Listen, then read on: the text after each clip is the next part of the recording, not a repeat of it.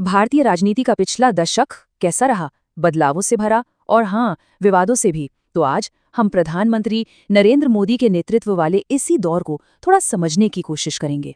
साल 2014 ये सिर्फ एक तारीख नहीं थी, ये भारतीय राजनीति में एक ऐसे मोड़ की शुरुआत थी जिसने आने वाले पूरे दशक की कहानी लिख दी। दशकों से चली आ रही गठबंधन सरकारों के बाद देश ने एक ऐसा नेता चुना जो दिल्ली के बने बनाए पॉलिटिकल सिस्टम के बाहर से था, एक ऐसा चेहरा जो चेंज या बदलाव का सबसे बड़ा सिंबल बन गया। और इस चेहरे ने वादा भी क्या किया, इसी जमे जमाए सिस्टम को बदलने का। एक ऐसा वादा जिसने देश भर के वोटरों में कह सकते हैं एक नई उम्मीद जगा दी। और वो प्रधानमंत्री बने नरेंद्र मोदी। देखिए, एक चाय वाले से देश के सबसे बड़े पद तक का ये सफर, ये सिर्फ एक पॉलिटिकल जीत नहीं थी, ये करोड़ों भारतीयों के लिए एक बहुत पावरफुल मैसेज था। तो चलिए कहानी को शुरू से शुरू करते हैं। सबसे पहले ये समझते हैं कि 2014 की उस जीत के असल मायने क्या थे। तो देखिए, 2014 से पहले नरेंद्र मोदी को सब गुजरात के मुख्यमंत्री के तौर पर जानते थे। उनकी इमेज कैसी थी? एक स्ट्रांग लीडर जो कड़े फैसले लेता है और जिसका गवर्नेंस का तरीका सेंट्रलाइज्ड है। और यही इमेज नेशनल लेवल पर काम कर गई। जब रिजल्ट्स आए तो बीजेपी ने अकेले दम पर क्लियर मेजॉरिटी हासिल की। अब जरा सोचिए, पिछले 30 सालों में ये पहली बार हुआ था कि किसी एक पार्टी को इतना बड़ा मैंडेट मिला। तो अब आते हैं उनके पहले कार्यकाल पर, यानी 2014 से 2019 तक। ये वो दौर था जब एक के बाद एक बड़े फैसले लिए गए। सरकार का एक नारा था जो हर जगह सुनाई देता था, मिनिमम गवर्नमेंट मैक्सिमम गवर्नेंस, मतलब सरकार का दखल कम हो और काम ज्यादा हो। और इसी सोच के साथ कई बड़ी स्कीम्स की शुरुआत हुई, जैसे कि जन धन योजना। इसका सीधा सा मकसद था कि देश के हर गरीब का बैंक अकाउंट हो ताकि वो भी बैंकिंग सिस्टम से जुड़ सके। अब जरा दो और बड़ी योजनाओं को देखते हैं और इन पर जो बहस हुई वो भी काफी दिलचस्प है। एक तरफ था स्वच्छ भारत अभियान, लक्ष्य था टॉयलेट्स, साफ सफाई। जो सपोर्टर्स थे उन्होंने कहा इससे हेल्थ और लोगों की डिग्निटी दोनों में सुधार हुआ, लेकिन जो क्रिटिक्स थे उन्होंने सक्सेस के आंकड़ों पर ही सवाल उठा दिए। दूसरी तरफ थी उज्ज्वला योजना, यानी महिलाओं को धुएं से बचाने के लिए एलपीजी कनेक्शन देना।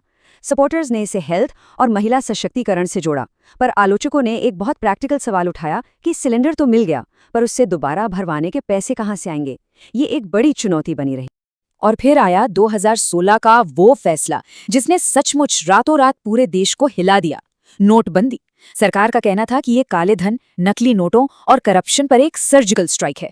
जो इसके सपोर्ट में थे वो आज भी कहते हैं कि इसी वजह से इकोनॉमी फॉर्मल हुई और डिजिटल पेमेंट्स में एक तरह की क्रांति आ गई। लेकिन जो आलोचक थे उनका तर्क था कि इससे भयानक कैश की किल्लत हुई, लाखों नौकरियां चली गई, जीडीपी स्लो हो गई और काले धन वाला जो मेन गोल था वो तो पूरा ही नहीं हुआ।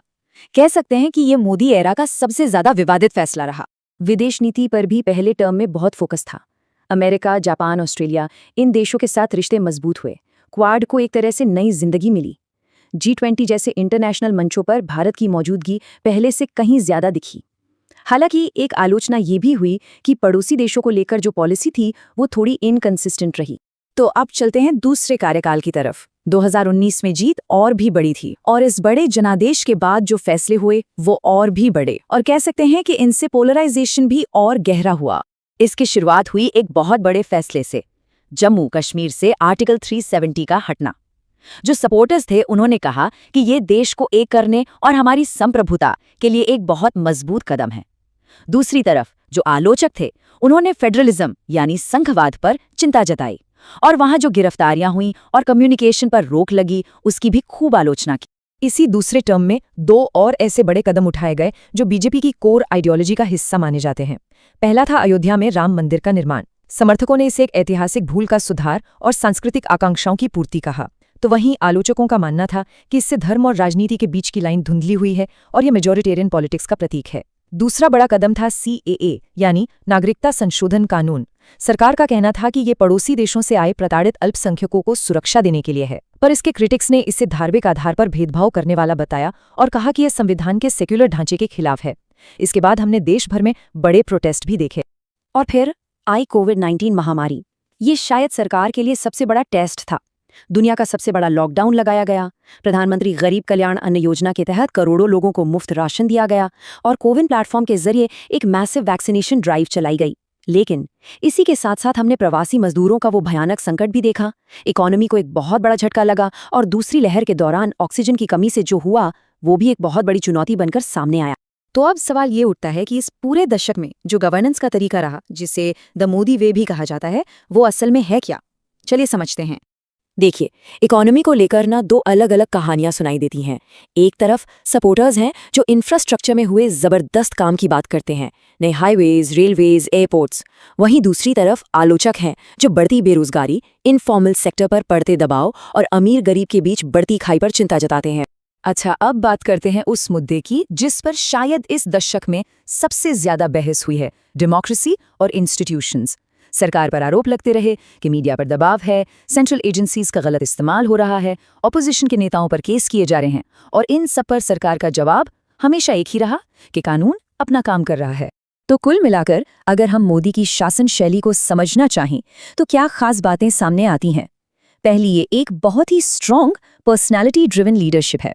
दूसरी, मन की बात जैसे प्रोग्राम्स के जरिए लोगों से डायरेक्ट कम्युनिकेशन। तीसरी, नैरेटिव पर जबरदस्त कंट्रोल। और चौथी, बड़े फैसलों का सेंट्रलाइजेशन। ये कुछ खास बातें हैं जो इस स्टाइल को डिफाइन करती हैं।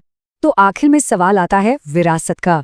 इस दशक की लेगेसी क्या है? देखिए, फाइनल फैसला तो इतिहास ही करेगा, पर कुछ चीजें हैं जो अभी से बिल्कुल साफ दिखती हैं। एक बात तो पक्की है, उन्होंने इंडियन पॉलिटिक्स को फंडामेंटली बदल दिया है। लीडरशिप का एक प्रेसिडेंशियल स्टाइल बनाया है। उनके जो सपोर्टर्स हैं उनके लिए वो एक मजबूत निर्णायक प्रधानमंत्री हैं, और जो आलोचक हैं उनके लिए वो एक पोलराइजिंग और विवादास्पद प्रधानमंत्री हैं। लेकिन एक चीज तो माननी पड़ेगी, वो एक ऐसी शख्सियत है जिसे कोई भी इग्नोर नहीं कर सकता। जैसा कि अक्सर कहा जाता है, वो सिर्फ एक प्रधानमंत्री नहीं है, वो एक युग हैं। एक ऐसा युग जिसे आप चाहें तो पूरी तरह अपना लें या चाहें तो पूरी तरह नकार दें, लेकिन उसे अनदेखा करना नामुमकिन है। तो आखिर में सवाल वहीं आकर रुकता है, ये एक बदलाव का दौर था या विवादों का? इतिहास मोदी युग को कैसे याद रखेगा? इसका जवाब शायद वक्त ही देगा।